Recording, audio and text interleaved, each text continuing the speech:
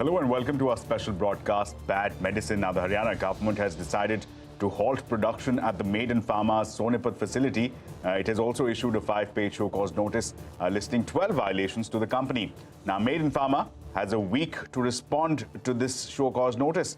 The company is in the dock after deaths of 69 children in Gambia were linked to their cough syrups. The World Health Organization has told CNBC-TV18 that unlike what the pharma company claimed earlier, the agency had not inspected or assessed any of its products. Ekta Batra is joining us now. Ekta, take us through some of these key violations that have now been red flagged. Well, thanks for that. To start with, the regulators found that the entire plant was under renovation. Regulatory experts point out that many a times when plants are under renovation, evidence gets hidden and it doesn't allow one to assess the compliance standards of the plant in a steady state. Regulators point out many a times dubious manufacturers do that to hide lapses. Also, Maiden Pharmaceuticals failed to produce the logbooks of equipments and instruments regarding manufacturing and testing for the cough syrups. Logbooks are critical to understand the functioning of equipment, and regulators point out it is a basic good manufacturing compliance requirement. Other violations included the following. The company claimed to have submitted 6 months of real-time and accelerated stability data of the cough syrups. What this means is that a manufacturer has to undertake tests to check if the drug is stable, that is, it is looked and behaved the same way after a period of time, generally for the duration of expiry. The inspection, however, found no samples of the product in the stability chamber. This, experts say, point to possible data integrity, which means there is a chance the data could have also been falsified. Another violation was that Maiden Pharma did not perform process validation and analytical method validation for the 4 cough syrups. In layman terms, what this means, according to regulators, is that there is no guarantee that the future batches would be the same and hence reliable going forward as well. Another instance states that propylene glycol had failed as per the certificate of analysis for the test in respect of water, but was declared of standard quality. First, what is a certificate of analysis? It is a document which indicates all the test results of the drug, including the batch numbers of the API used to manufacture it. The drug, before it is released, is tested under many conditions to test the claimed specifications of the drug. In this case, regulatory experts say that the drug probably failed when it was tested to see its stability in water.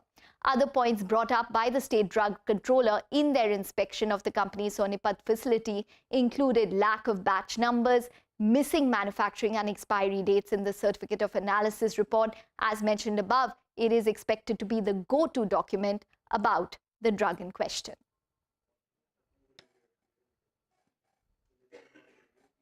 Right, Ekta, thanks a lot for taking us through that. Now, to take this discussion ahead, I'm now joined by Prashant Reddy, lawyer and co-author of the book, The Truth Pill.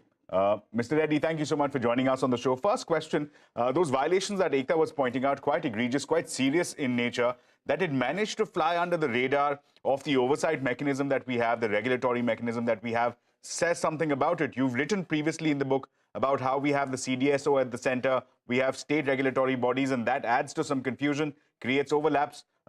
Is it time now to perhaps seriously think about an overhaul? Yes, absolutely. I mean, you're right. You know, one of the simple reforms that could have improved the state of affairs at this particular plant is if the drug inspector was mandatorily required under law to keep publishing inspection reports of the facility. So under the law, every plant has to be inspected once for its compliance with GMP norms. And if the inspectors were actually doing their job and publishing reports, making it transparently available, it's very likely this tragedy wouldn't have occurred. As of today, we don't know what exactly is the track record of this plant because the past inspection reports are not made publicly available. Similarly, we don't know what happened in previous investigations because, as you know, this particular company was flagged for quality violations by several other regulators. In an ideal world, we would have had those investigation reports all be made publicly available.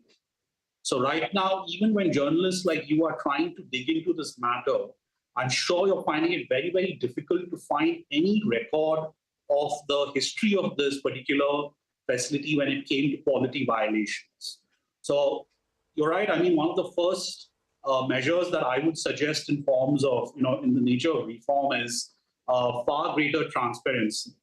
And then after that, there would be several other systemic reform measures, which Dinesh Thakur and me have written about in our book, The Truth.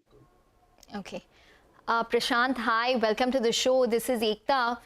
You're right. There is little information in terms of the data available with regards to this case, but the violations, they seem, according to a lot of the regulators that I've spoken to, could also include data integrity, possible falsified data. Would you agree with that, based on what you've read about the inspection which took place by the drug regulators? And if so, what could the repercussions be in that case? See, you're right. I mean, data integrity has been an issue with the pharmaceutical industry, the Indian pharmaceutical industry, for the last 15 years.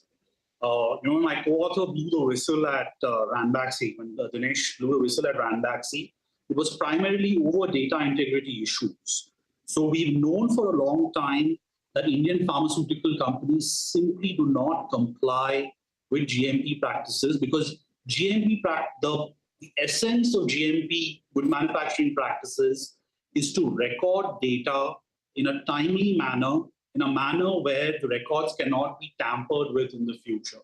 So the fact that there are data integrity issues at this plant, I don't think will surprise anybody familiar with the workings of the Indian pharmaceutical industry. Now, coming to your second question on what the repercussions are, the main issue that we fear, and Dinesh and I have written about this in the context of the DEG poisoning incident that took place in Jammu in January 2020.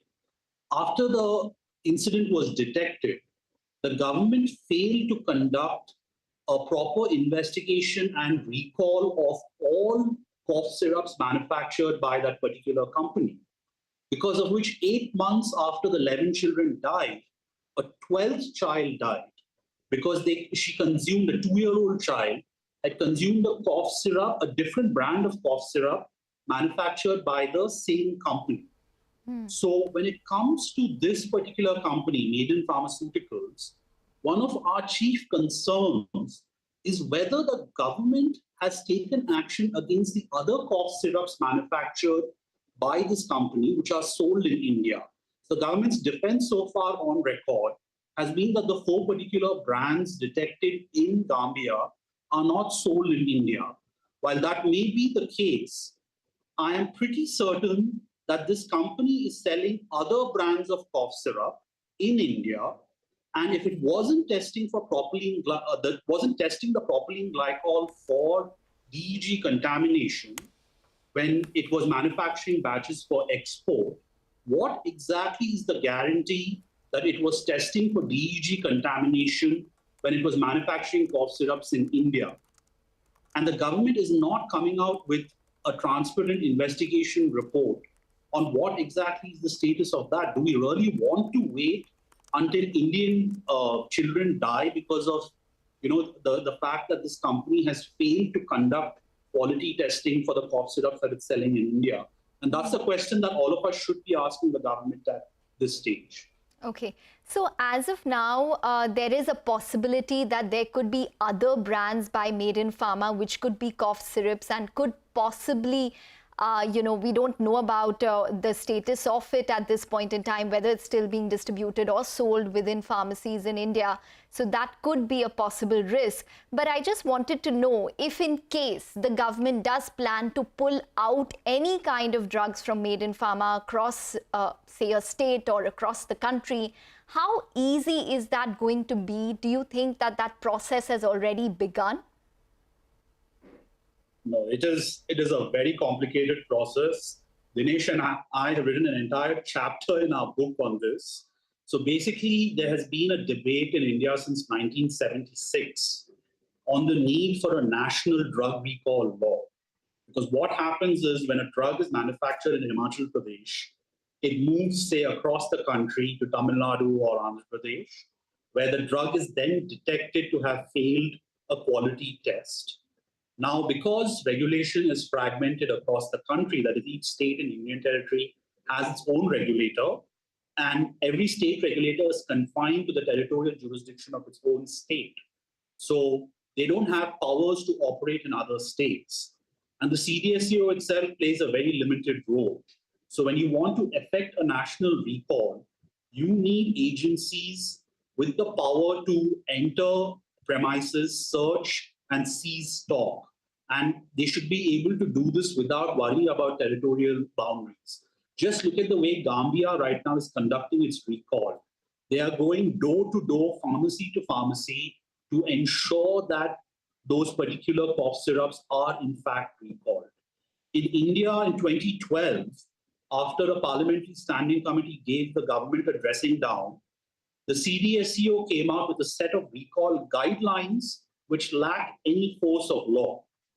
And since 2012, that is almost 10 years, they have been discussing how to translate it into law. Now, it's not rocket science translating those guidelines into binding law. It's just that they don't want to do it, because the only agency that can execute a national recall effectively will have to be a national regulator. And as we've seen from the CDSCO's track record, it will do anything to avoid any form of accountability when it comes to ensuring the public health of the Indian people.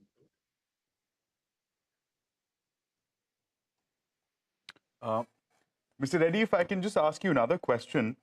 You mentioned that data integrity issues is something that we've seen for a number of times. You've seen a number of times across various pharma companies, across the pharma sector. The nature of violations, of course, also that have emerged, managed to fly under the radar of the regulatory mechanism. Can it be said with any sense of confidence that cases such as this, such as that of Maiden Pharma, is an isolated incident? Or perhaps should we prepare ourselves? Can there be more such instances that could be uncovered should the investigations be taken to their logical conclusion?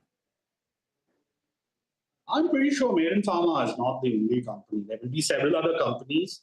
It's possible that they're not manufacturing cough syrup and they're manufacturing other medicines where the risk of deadly adulteration is less, but they're very likely producing drugs that don't work. For example, when we were researching this book, we inspection reports from Karnataka, stop production orders in Karnataka, where Karnataka drug inspectors had inspected plants within their state and discovered that the situation was so bad that the facilities had to stop manufacturing drugs. And a common thread in a lot of these stop production orders was the fact that these small and medium pharma companies did not have a separate quality assurance, quality control department, which is mandated under the Good Manufacturing Practices Code in Indian law. So yes, I mean, if the government really wants to start digging in, and if they really want to make those inspection reports publicly available, I'm sure we'll find several other companies which are in flagrant violation of the law. Absolutely no doubt about it. Okay, Mr. Reddy, you know, we are running short of time, but I just wanted your quick thoughts on this, because there are these state drug regulators such as the Karnataka regulator, Maharashtra regulator, that have started sending out updates or notifications to pharma companies indicating that they need to check their supply chain, they need to check where they are sourcing their raw materials from. Do you think that this incident has finally woken up to change something tangible in the Indian drug system? Well, I mean, it's too soon to say that. The law already requires these manufacturers to test the quality of, the input material that they're using in the manufacture of drugs. So these notices that Maharashtra and Karnataka are sending out it's not a big step in the right direction. But I don't know. We have to see. This incident has definitely gotten a lot more attention than the Jammu incident 2 years ago, because it's been flagged by an international body and the government can't evade it easily. And the number of children who have died is just enormous. But time will tell us that this is, going by the way the Indian government works, 1 week is too soon a time to declare whether there's going to be actual reform. Hopefully down the next few weeks, we will hear more substantive steps being taken by the government to reform how drug regulation works. Right, Mr. Reddy, thank you so much for taking out your time and sharing your thoughts with us. It'll be interesting to see whether this invites some kind of legal scrutiny or maybe perhaps a PIL before the top court. We're yet to see any action, any development on that front. But with that, it's time now to slip into a very short break. But coming up, we will be joined by Uday Bhaskar, Director General at PharmExcel, as well as Keval Handa, former Managing Director at Pfizer India, to discuss more on this subject. Stay tuned.